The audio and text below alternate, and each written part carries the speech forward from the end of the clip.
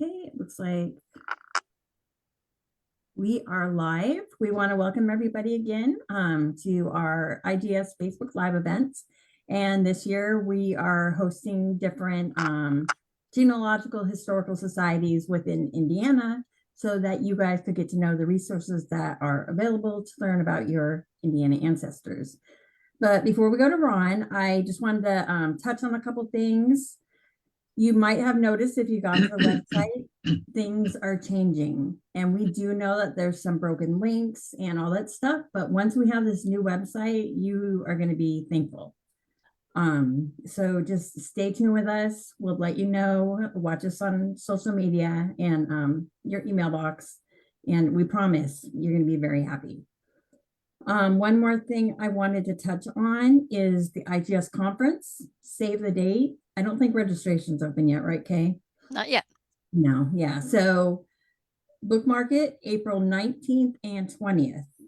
And so that is going to be a hybrid event. So you can all attend. So go ahead and bookmark it and watch social media again and the website, and we will give you more information. So we are excited to have Ron back. But this time is a little bit different. He's going to share with us about the Genealogical Society of Marion County. And so, Ron, we're just going to have you tell us a little bit your connection and involvement with that Genealogical Society, because we all know you wear many hats. And we'll go ahead and let you share your screen and let you take over. Okay.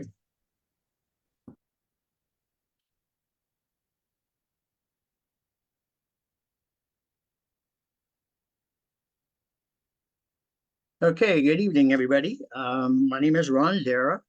I am the Vice President and the librarian for the Genealogical Society of Marion County. You can see here at the top, this is our logo, I guess you'd call it. And what we're going to cover in the next little while is both the on-site society and the online society. Because these days it's usually 50-50 or 90-10 or something like that. So take a look here, this nice little building here. This is my office. I'm the librarian, and this is our society headquarters. We're inside a cemetery. It was originally called Woodland, and it's on the east side of Indianapolis. And it started up in late 1800s, and it successfully carried on until about the First World War, a little after, when a company called Buchanan Company, which is a big wheel around here in funerals and everything like that. And they built this building here in the 1920s as their new office and business center. And it's a beautiful building. We like it very much. This was their office up until sometime in the 1970s, early 80s, when they built a great big new one over on the other side of the driveway, and they renamed the cemetery Memorial Park. So this is inside Memorial Park if you're looking for it. We had to move in here. We moved in here about 10 years ago. We were over at Crown Hill, and the building that we were in, Crown Hill needed it, so they booted us out. So a couple of our members had a connection to Flannery Buchanan, and they knew this building was just being used as a storage area. So we got it at a very good rate of a lease, and we had to do some maintenance, had to put a new roof on, painting, carpeting, and stuff.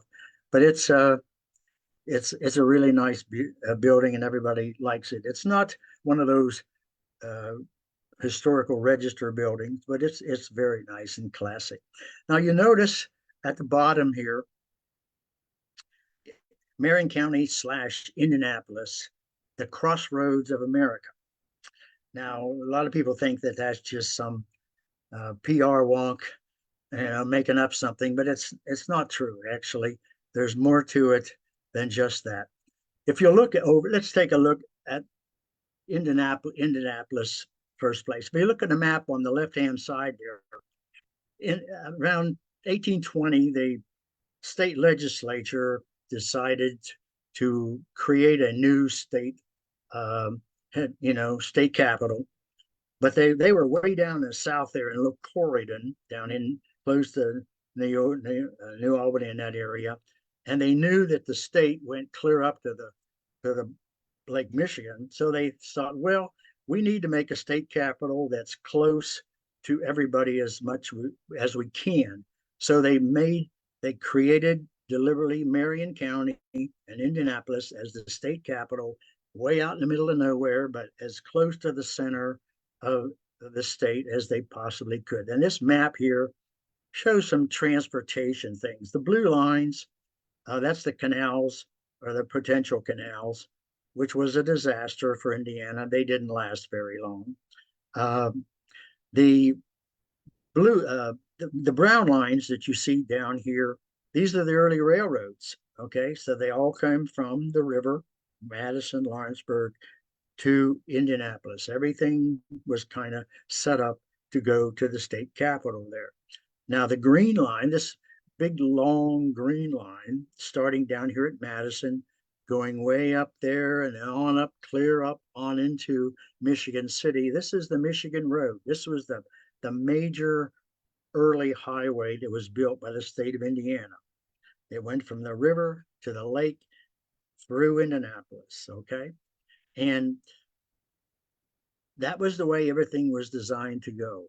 Now, if you look at the other map over here on the right side, this was, I don't know if it was a coincidence or whatever, but this is the National Road. It started in 1822, about the same year that Marion County became a county.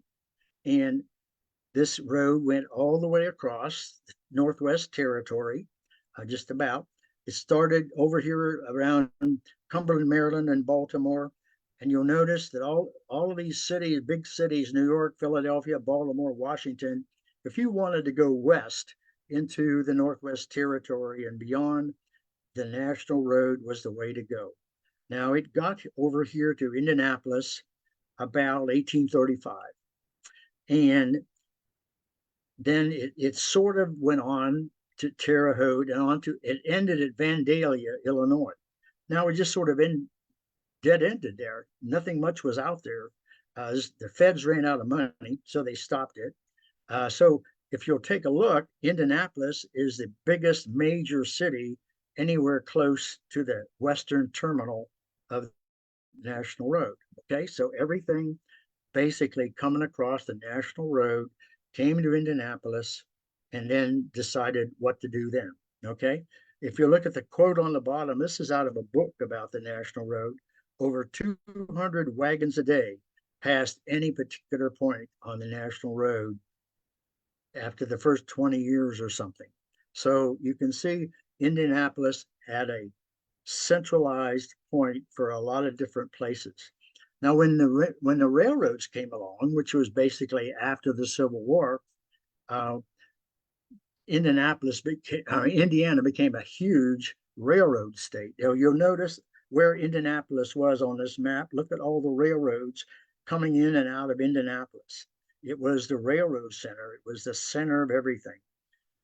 It was the first Union Railroad terminal in the United States was in Indianapolis, Indiana, because they had so many trains going in and out. They had to get a way to get those people out of there.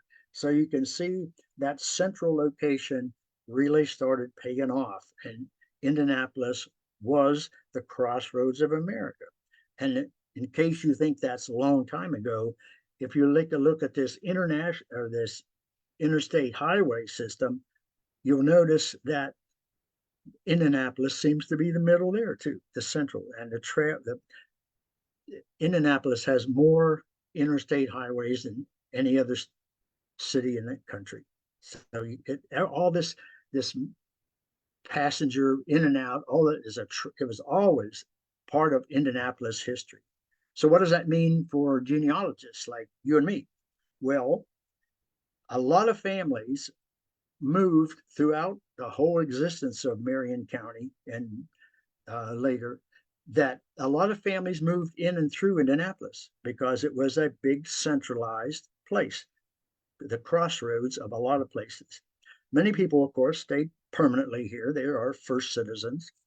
Many of them stayed just like a generation or a few years or something, like maybe 2 generations, and then they moved to somewhere else in Indiana or somewhere else in the further west. They moved on and moved on. So a lot of people spent a lot of time in Indianapolis before they went somewhere else. So you can see, as a genealogist, some of the important points that in your family that occupied this area, you know, would be part of this. Okay, now let's take a look at our on-site. We're going to talk a few minutes. If you go inside the front steps of our library, which is about down here at the bottom where the cameraman was standing, what we're going to do is take a little tour of this. This big room here is our main meeting room. We can actually get, well, we've had 30, 31 people in there. We have to take the tables out and put folding chairs, but we can get a pretty good meeting group in here. So what we're going to do is we're going to go down this wall here on the left, across the wall on the back, in that little room there, and then back this other way to see what's there. Now, down that wall, we have some specialized areas for people to research. The first one is township.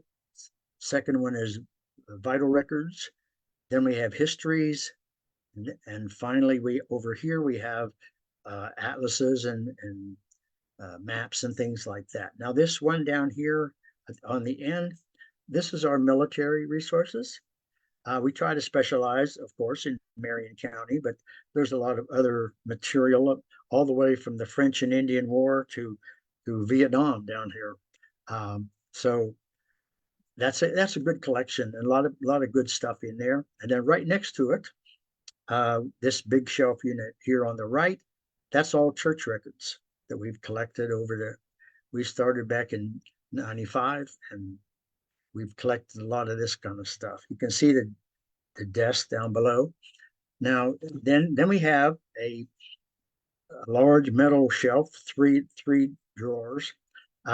And these are all organizational records, private companies, lots of employee names, things like that. And the Masons and the Odd Fellows, and any kind of an organization in Marion County. And then we go into the little room, and this is our microfilm room. We got a grant from the Historical Society that bought this little view scan here, so we can look at microfilm, and we can digitize it. We can save it to a flash drive. We can print it out, anything like that. So this is a really good center here. Okay, now if you go the other way, when you come in the door, you turn right. This is our data, digitization. We have a couple of scanners here. We have 4 different computers, and our volunteers spend a lot of time in here digitizing stuff. You can see we're set up right here to digitize some funeral records and things like that.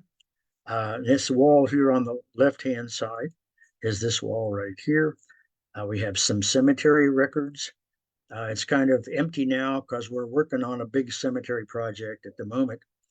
And people are using the hard copies to create digital copies. And across from that, we have a book sale area.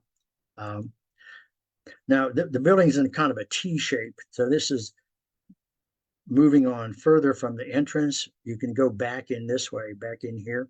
And this shelf unit right over here on the right, that's all genealogies, and with it, hopefully, a connection to Marion County. And the next 2 shelves are Indiana. Lots of times it's hard to separate one county from another in the state. So a lot of this material has Marion County stuff in it. And in the back here is how to, methodology stuff, how to do this or that kind of research.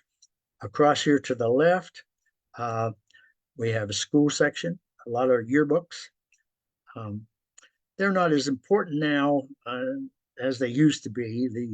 A few years ago, the Indianapolis Public Library got a nice grant, I think, from the Eli Lilly Company, and they digitized all of the public high school yearbooks in Marion County. So, people just look online now instead of coming into places.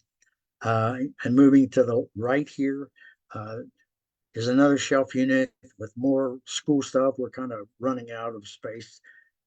These two down at the bottom are African American stuff, and the books over here on the right are other counties in Indiana that people have donated to us. What you see here, we have 9 townships in Marion County, and we're trying to specialize in townships because, all genealogy is local. People are generally more attached to their township than they are to anything else. So what you see here was donated to us by Warren Central High School. A lot of old stuff that they didn't want, which was exactly the stuff that we wanted. So we got all this, and this whole section here is all for Warren Township.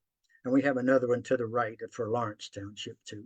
What you see back here are the funeral pages that we've already digitized. All of these are indexed and they're online. We're going to take a look at them a little bit.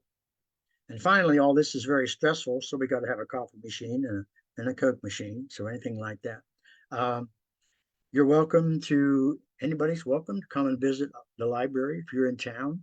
We're open every Wednesday and every other Saturday, or we're open by appointment. So, this is often a pretty busy place, but come in, take a look, and don't worry about it. So we're going to take a look at the virtual part. Let's end this, and let's open this up. There we go. This is our website, genealogyindy.com. This is our homepage. If you move it down, you can see all kinds of information about contacts and Ron, we can't see the website right yet. Oh, really? Yeah. We're Okay, still on your hold on. presentation part. Okay, hold on. How do I get back to that? I think view options, and then you can, well, no, maybe not. Maybe the new share. It says stop share. Your sharing is paused. Stop share. Let me go back. Yeah. How's that? There you go. Perfect. Okay. Like I said, this is our web page, the home page. The front part of it here is contact information and things like that. And over on the right is our upcoming events and things like that. And on the left side, there's a series of tabs. These are all live tabs that go to other places on the website. We'll start over here, take a look at it. This is the welcome screen, and the way you could contact us. We have our board members and all that kind of stuff.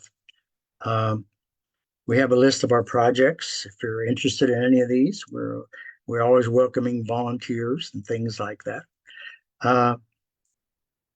You may not have heard of Genealogy Angels, but we come up with this. This is something that other societies might want to do. We had a lot of volunteers and other people in the community and whatever who did good stuff. The volunteers put in a lot of time.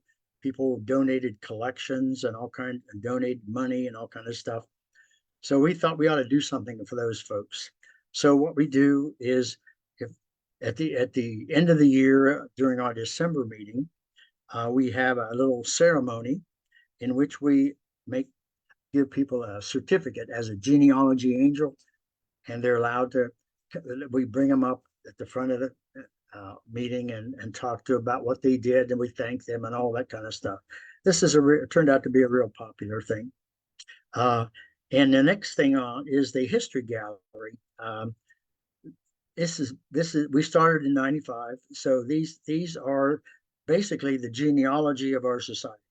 Okay, so you open these up and you can find other items happening, and things that we've done, meetings and posters and stuff. Okay, now after the welcome screen, we move down to join the GSMC. Now, every society, of course, has one like this. We are a 501c3, of course, and we live on memberships and donations, like most societies. So we put that right up front there. If you want to, we would appreciate you becoming a member, and because there's a lot of advantages to it, we're going to take a look. We're going to skip member resources right now. We're going to concentrate on the free stuff. Okay. We have a category called special orders. There are several collections that we happen to have in our library that are very big, and they're in very formats that don't lend themselves well to being online without a lot of volunteer time that we don't really have. So what we have, a lot of these are microfilm, stuff like that. So we have some Catholic cemeteries material. We're working on the early marriage records for Marion County. We're digitizing them, and so we can send them out. These are the original ledgers, the handwritten ones that you hardly ever see.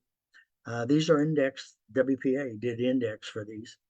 And the big funeral home thing, Flannery Buchanan donated thousands of these funeral home records from 1904 to 1960. All you see here are volunteers have digitized the names of each of those, on and on and on. Some of them are like things that we've keyed in like this, but they're alphabetized. So if you go into there, you find somebody's name, you contact us, and we will make you a copy of it and send it to you. I think we're charging $4. Yeah. Anyway, but you can see there's thousands and thousands of funeral records from all over the country. Now, one thing about Indianapolis, there's a lot of people that have connections to Indianapolis that they might not know about, things like that. For instance, this collection right here, this one of the things that we notice about these Flannery Buchanan books, for most of the first half of the 20th century, Flannery Buchanan had the only crematory in the state of Indiana. So if you go through these files, what you see is somebody somewhere else, say Terre Haute, say that somebody dies in Terre Haute and they want to be cremated. Well, the funeral home there couldn't do that. So they would send it to Flannery Buchanan here in Indianapolis. So there would be a funeral record in Indianapolis of that. And then they would return the remains back to Terre Haute, or wherever it came from. A lot of these came from out of state. So there's a lot of connections here to places way outside the boundaries of Marion County. So we think this is going to be a very, very valuable list of indexes here. We also have some microfilm of the juvenile court records.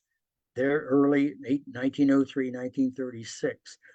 Very seldom do you get children's records. Okay, and we happen to have a big collection of this. These were donated to us by somebody. This is before my time, but they're very interesting.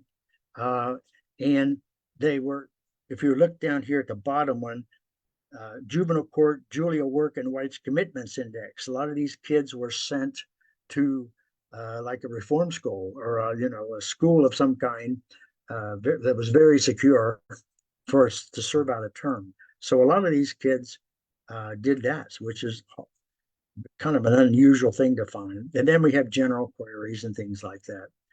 So that's our special orders. Now the public resources, especially public resources, we have all of these categories you see right here. The best one is the first one. It's in all caps, catch your attention. And this is a public data that we have collected. And some people say, I want it to be public. I don't want it to be a membership perk. I want it to be for everybody. So what you see at the head of each of these is this red section here. And we tell you what's in the rest of the section, townships, African American, whatever category is down there. We let you know up here. If there's nothing you're interested in, you can move on to some other part of it. So if you look down through, we just go down through it, like African American Green Lawn Cemetery. That's a thing we're working on. And then Franklin Township, we work with the Historical Society in Franklin Township, and they gave us permission to digitize a bunch of their collection, which is what all you see here. And there's school records and just everything, land, title, church records, military burials, Civil War, school, a lot of school stuff. So this is all in the collection of the Franklin Township Historical Society. They do not have a website or a digitization program. We did this. We're doing the same thing with Perry Township. We're working on them, and we just now started on Wayne Township. We're hoping to do every township like this in the county and beyond. We have church articles, various data, related maps, a lot of early maps. You can see 1800 territorial maps, specialized records of people that wanted to be public, Ring County's school items and things like that. So you can find everything on, in this first category up here, the title. That's what's in this particular section. And then we have a little bit about tell people why they should be members and what they can see. And then we have a newsletter that was digitized. We used to, like most societies, we printed new journals and newsletters and stuff until it got terribly expensive to do that. We had to go digital on all of that. But we have all of these digitized so that people could, go through them, find things that they might be interested in. So, all of these are digitized.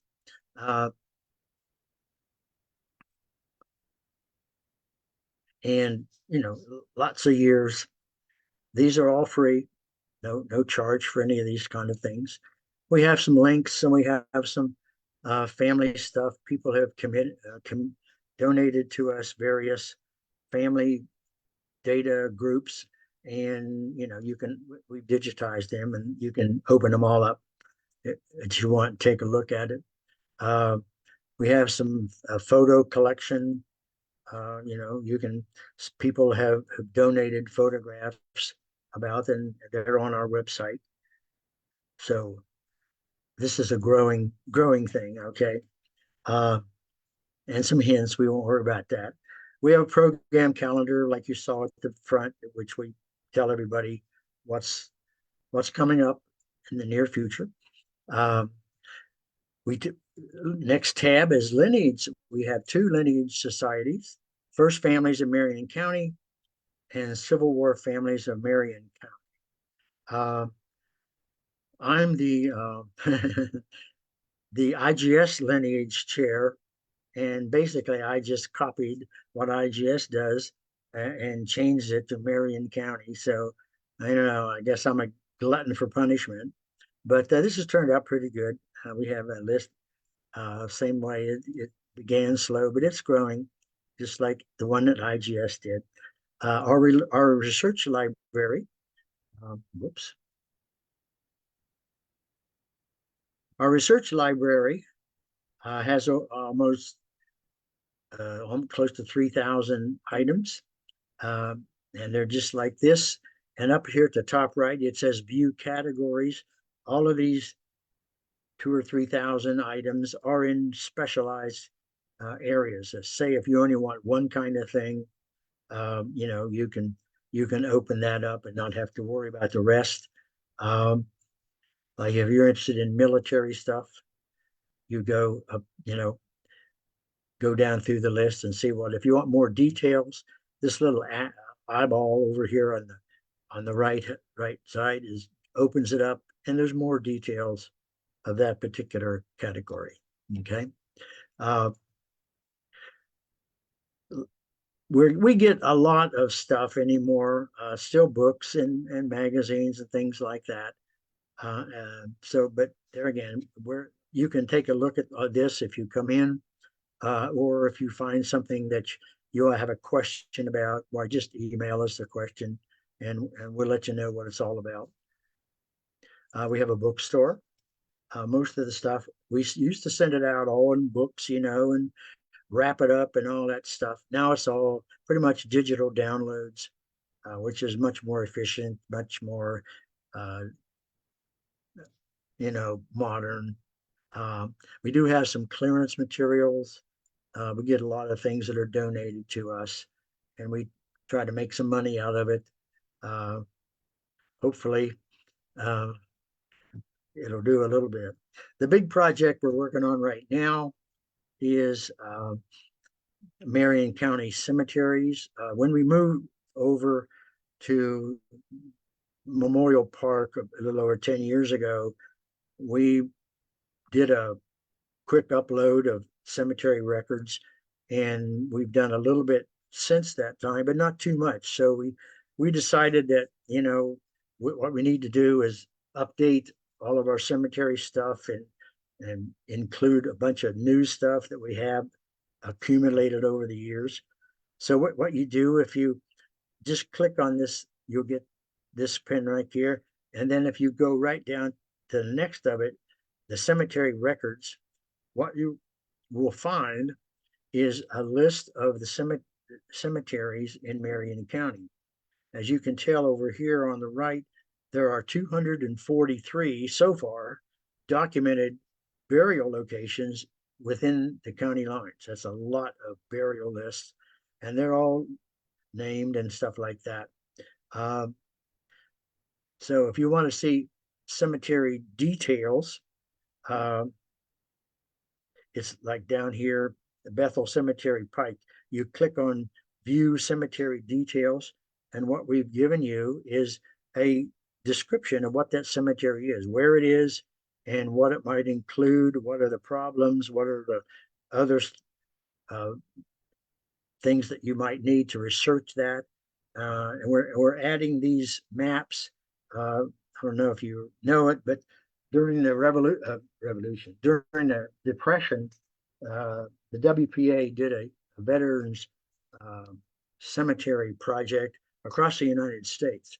And one of the things they did was to map out what the cemetery looks like, or what looked like in 1939. Not many people still realize that, but many of these are gone.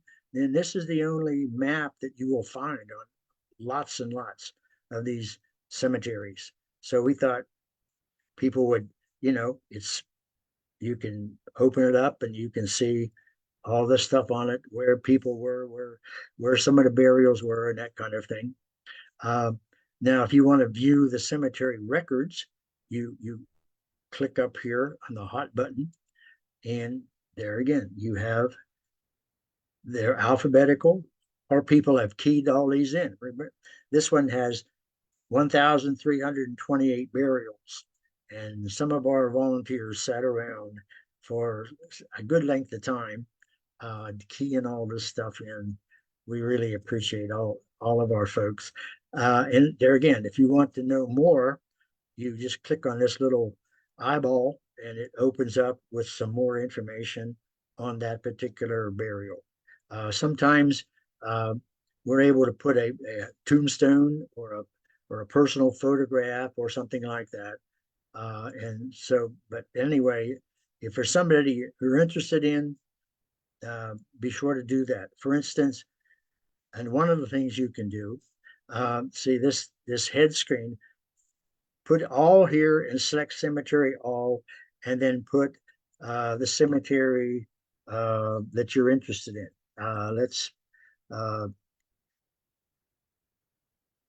Let's do an Irish name. And it'll tell you, it'll search the whole cemetery database, and there's over 226,000 burials in our cemetery database so far. And you can search all of those in all the cemeteries in the county. So we think that's a really great collection of things to do. Now, yeah, okay, 223,247 burials. And this is only about half of the burials that are recorded in Marion County. A lot of the big commercial cemeteries have huge collections. Crown Hill, for instance, has over 300,000 burials just on theirs. And then down here, if you'll see this, we say see attached data file, okay? So that means that there's a great big data file for Bridgeport Friends Cemetery that's not in this searchable part, but it just brings it up in the total one. So if you go to Bridgeport Friends, you'll be able to open up a huge, some of these are, 8, 10, 12,000, way more than we want to spend time, putting one at a time in a database. We're working a lot of them, but some of those commercial cemeteries are pretty big, but they all have offices, and you can go and search, you can call them, Google them and stuff like that, and you can find a lot of good stuff. But anyway, we're working on this now, and we started in December with 219,000 burials. So we've added quite a few so far, and we're only about a third of the way through. So it'll probably top out about 250,000, I think, which is a pretty big thing. Okay. On next tab, we have some surnames people have contributed. So we can connect them, possibly to relatives, things like that. We do have a section on queries and people that maybe you want, if you need to hire somebody. And finally, there again, we are supported by dues, and we're supported by our donated funds from nice people all over the country. So we've been doing pretty good. So that's all the free stuff. Okay, quite a few things. But if you choose to join, we'll tell you how to join here on Join GSMC on the second tab down here. And then that opens up a lot of other stuff. So if you log in as a member, you can open up this member resources tab. And then all of this stuff is only available for, registered members. And it follows the same format. You'll notice this red area up here tells you what's in the rest of this particular open page. Some of this is very detailed. One of the things that we are really, I guess, proud of, especially me, I'm a retired supervisor of Indianapolis Public Schools, and I have made it a point to collect IPS materials. And we have a lot, but we have a lot to do. If you'll notice, this first section is IPS elementary schools. They have over 114 of them over the years. And let me tell you that many of these schools, if you want to find information about them, it's like pulling teeth. And one of the places you really need to go is to our website here, because a lot of these are closed. school 3, school 4, 5, 6, 7, they're all closed. Those are the older schools. We found some information on them, but you will not find most of this stuff anywhere else, because even State Library, Historical Society, definitely not at IPS. Most school districts are not interested in history. They're interested in today and tomorrow, and you'll find that out if you start doing school research. But we can go down through here. Some of this stuff is pretty old, pretty good. Um, and we have some like photographs that we've collected of the buildings. A lot of these are gone. These are long gone. Okay, so if your grandmother went to school here and she doesn't have a picture of it, we can give her a picture of it. Okay, and so we just go on down. We've been collecting on this now for 10 years, uh, over 10 years, and sometimes it's hard to find this stuff, but we think we've had a lot of interest in these school buildings. A lot of kids went through, and they don't have any information, and so we can go down through. You notice it's just on and on. A lot of these are just the elementary schools.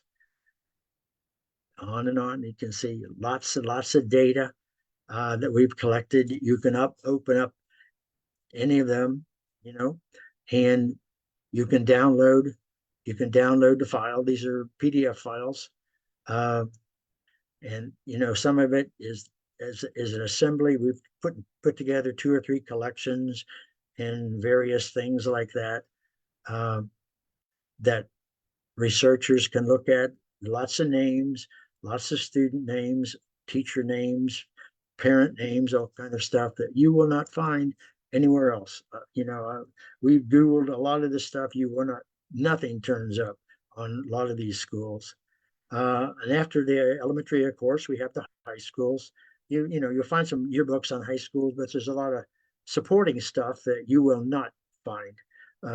So this is pretty much true for most school districts. They're not interested in history. Like Warren Central gave us all that stuff because it was old. They didn't have any use for it. So we thought this is exactly what we want. So we thought that was great.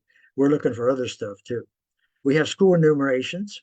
I don't know if you know it, but state law required each school district to conduct an enumeration every year. And they were supposed to, do that and turn it in. But evidently the state threw theirs away, and you can't find many, you know, many years. I mean, we've only been able to find this collection here from 1871 to 1888, but try to find some. I mean, they were supposed to have like 50 years of enumerations. You're lucky to find a dozen or so, or 1 or 2 sometimes. A lot of employee records, payroll, staff directories and things like that. Lots of special publications, and then there's some non-school records. Sometimes we try to help. If we can't do a good job of something, we try to help out. Like this parochial and private schools, these are mostly Catholic. So we recommend, there's a Archdiocese archives here in Indianapolis with a lot of school information. So we tell patrons, if you don't find yours, we recommend, Google the Archdiocese archive and make an appointment and go over there. They got a lot of good stuff, Catholic related. There's some non-school records on this section, death records, church records, people have donated, we have located and scanned it. All of this has been digitized by our volunteers. All these links are the work of our volunteers. Clubs and fraternal groups, land records, lots of military records. These Civil War records are from the state archives. All of these are handwritten rosters from the Civil War of the Indiana Legion, which was the reserve unit of the Civil War. If you don't find your guy on an active duty thing, each county had to have Indiana Legion units. So look for them at the state archives. On down. So that is section 1. We have section database too. There's another list of what we have in there. We're working on township records. So all you see here is specialized to that township.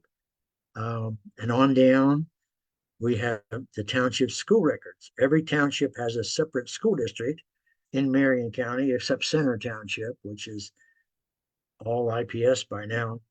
So we're collecting information. We especially look for non-yearbooks because that's about all you'll find on some places. So other stuff is more interesting, especially the elementary school. It's hard to find information, on kids. You find a lot of grown-ups, but hardly anything for kids. We have some hospital nursing records, birth records, naturalization, ethnics. See this collection right here, Annapolis Water Company. A few years ago, as the city privatized their water company. They used to run the water company, and when the company took it over, they did a lot of changes, and they called us one time, and they said, "We got a bunch of stuff. We're going to throw it away unless you want it." So they called several of us. So we hustled over there to their building in a warehouse, and all of this stuff they were going to put in a dumpster. There was a whole bunch of stuff. So there were 2 or 3 groups of us. We scrounged up everything I can. So what you see here, we rescued from the landfill. We're glad we did that. Remember, database number 3 is several different very interesting collections. One of the things that I would like to recommend to everybody, we started on this not very long ago. These are theses and dissertations from graduate schools around the area. Most of these are from IUPUI here in Indianapolis, but some of them are from Butler and other colleges. Graduate students, especially in history or something that category, are really desperate sometimes to look around and find original material that their faculty advisor is going to accept as a thesis or something like that. So many of these are very well done. All of these you see on this section here are at least 100-page. I know one of them, like this Indianapolis History of the Indianapolis Elementary Schools, 1821-1900, is 144 pages long. I looked at it not very long ago. All of these have great bibliographies and appendices and references and all that stuff that genealogists love to have. They could tell you where they got it. But so I would recommend that if you're not looking at these graduate papers, you're missing a bet. Really, really good bet. We have a few things that try to replace the 1890 census. We were donated a big railway collection by a union officer. And most of these are union names of clerks and things like that. Some of these you will not find much anywhere else. Okay, this one here, these are, you can see some of them are kind of lousy shape, but they're seniority rosters of railroad employees. And I noticed these dates over here. October 1st, 1915 is his seniority date. That's when he was hired by the railroad. And so that tells you a lot about that person. So we think these are really cool. There again, you can't hardly find them anywhere else. But there again, all of our people has put them, digitized them and put them in. An old collection that we did is the Central Canal Connection. If you know anything about the canal in central Indiana, it pretty much only ran in Marion County. It started up in Hendricks County, and it's finished up down, down Johnson County, and that was the only part that was ever finished. So naturally, it didn't last very long. But there's all kinds of construction and work, and little pay things of all kinds. Say this is orders to pay. Okay, say you get that select, and you'll run into this particular thing. These are in the Indiana State Archives. So we digitized all of them, and you can see there's names and times. This is in 1840 and what they did and all that kind of stuff. And there's thousands of these little suckers. Boy, we had a long time to do that. We did some of them like this one here, are indexed. Some of the indexes are not very long because some people had more than one. But there again, there's thousands of these, and lots of times, it's going to take us a while to index all those things. So those are the three main members databases. But we do have some recordings. Every program we do nowadays, we record it, and all of these are on YouTube. So if you see something that you would be interested in, and you're you want it, sorry that you missed it, something like that, then you can just open it up, and it's in YouTube, just like a regular, something like that. See there? So that's something that a lot of people like to do. And our journal, we publish journals, of course, and indexes and stuff like that. So all of those have been digitized by our volunteers. And so you can open up, and whatever year you're interested in, you can find more stuff, more and more stuff, table of contents, cemeteries, yada, yada, yada, people who did this, members. But I'm glad we don't mail all this stuff away. How do I get back?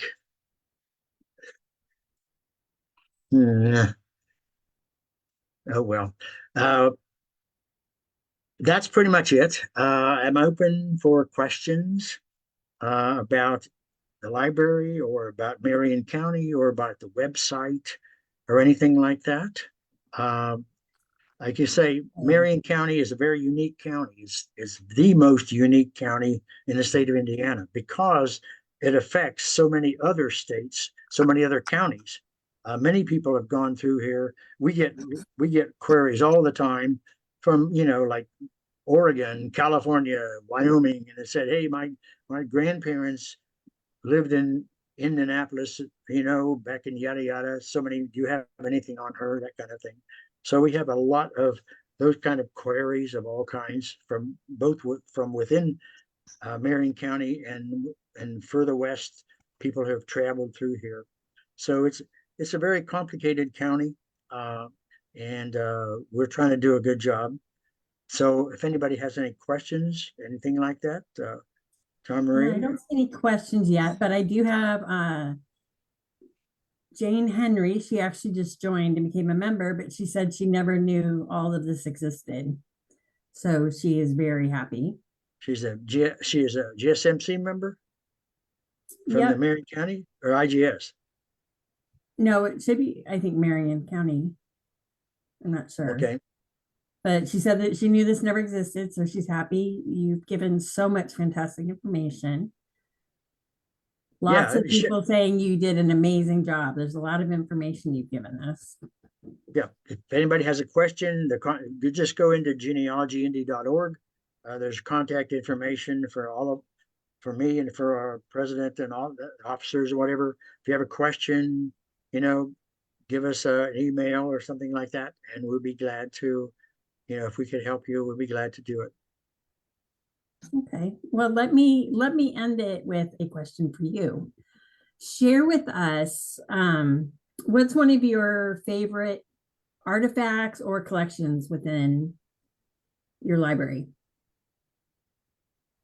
Well, my favorite, of course, is the Indianapolis Public Schools.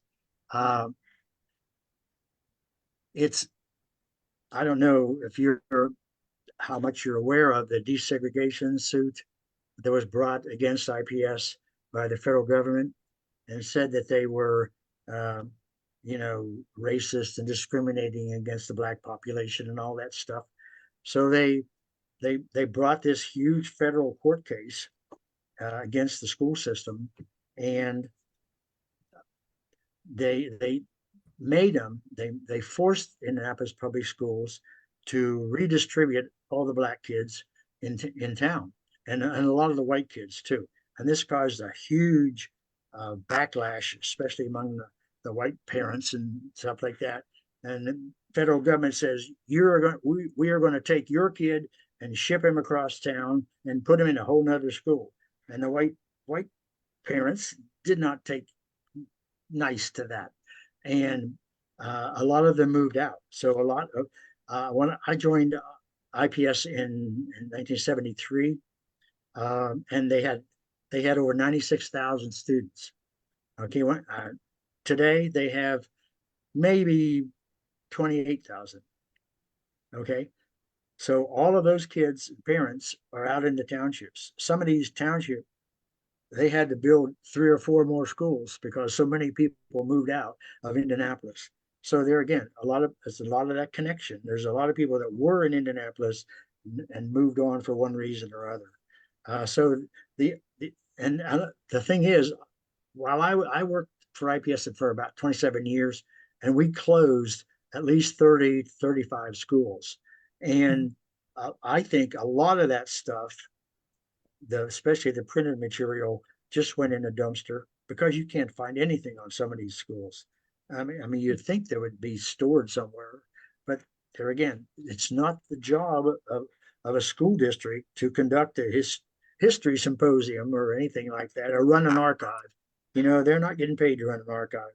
So unfortunately, that's what happened. So I'm dedicated, I guess you could say, to collecting as much IPS stuff as we can possibly get, and other school districts too, because they're in the same boat.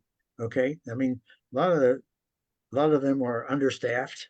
Okay, and so they don't have enough time to do what they need to do, let alone look out for boxes and boxes of old stuff 50 years ago. So yeah, that's IPS school records of all kinds, but especially the Indianapolis public schools. So if you have any IPS stuff out there, send it to me if you don't want it, or let me have some of our volunteers digitize it, and then you can have it back. How's that? Perfect. I just had a couple comments. Actually, 2 comments. The They're first nice, one, right? They're nice comments, right?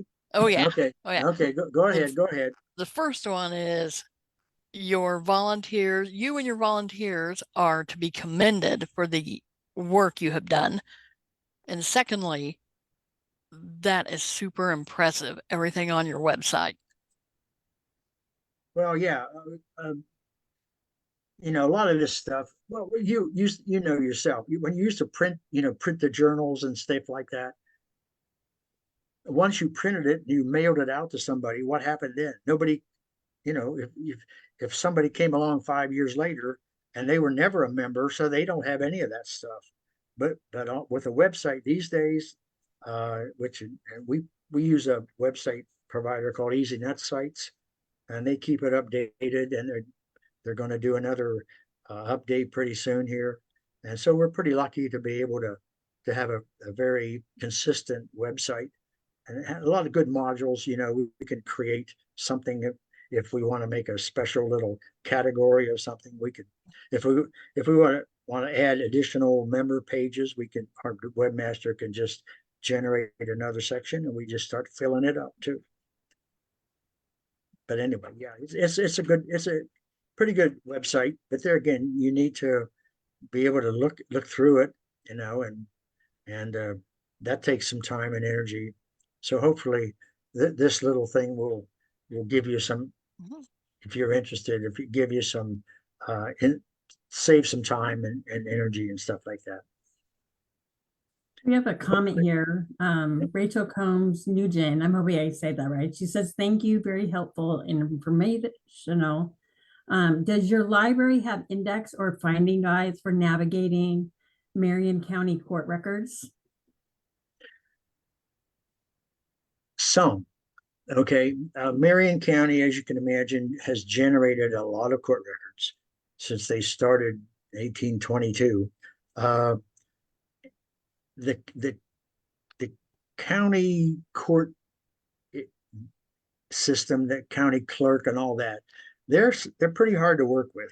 Okay, and they're in the same situation as the school districts. Okay, they're say when you're up to your butt in alligators, you can't drain the swamp, so you go down there and talk to them, and you tell them you're a genealogist and you want to get a record from your grandmother. That's not a real good important part of their job. I mean, they're interested in today and tomorrow, and they have a long line of people coming in to get birth certificates, to get some kind of a permit or something like that. They're not interested in 50, 100 years ago. So yeah, it's just sometimes hard to do that. But Yeah, you she just have said to keep she's been plugging. finding it challenging. The one thing you should know is that the Family Search has digitized a lot of Marion County court records, and they're on the Family Search website. So, and a lot of it is they digitized it, so it's available now. So yeah, just go into Family Search in Marion County, Indiana, and a lot of those files will come up, and you might be able to get a good collection that way. We have Mark Orr. Do you know if you have any information about artist Robert Indiana? Probably not much. Since he's so specialized, I would go to the Indianapolis Art Museum, or something like that, rather than to a genealogy society, because I mean, there are a lot of books written about, all the artists, the various kinds that are popular or anything like that. So, if it's a specialized employment type of thing, I would go to that category, a union or a news area or a historical museum or something dedicated just to them.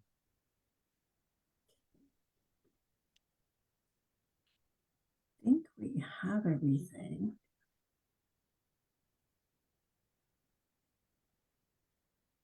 And this is being recorded, so you will be able to find it on Facebook, and it'll also be shared to our YouTube channel. And if you guys have any questions, you know how to reach them. I'll put the website in the comments so you guys can find it. But did you have anything else, Kay? I don't think so. Just thank you again, This Mr. was Ron Darrah. fantastic. Okay. That was great. See you at the conference. Yes, yes, Mark, April 19th and 20th. Mark your calendars now. Save the date. Yeah, I'm doing 2 sessions. I'm working on them now. Kurt Witcher contacted me and said, "Hey, get going on that." Okay, yes, okay, Mr. Kurt. So yeah, It'll be a great conference. I'm looking forward to it. Yes. Great. Right. Okay, are we done here? Thank you, everyone. Okay. We're going to log off live right now. Okay. All righty. We'll see you next month. See ya. Bye-bye.